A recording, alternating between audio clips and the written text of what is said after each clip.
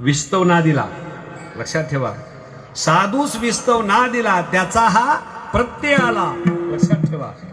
आणि मग ते विस्तव आळ्या पाहिल्यानंतर तू वेड्यासारखा बोलू लागला, काय करावं काय करावं काय करावं, कसं काय करावं, काय झालं असेल.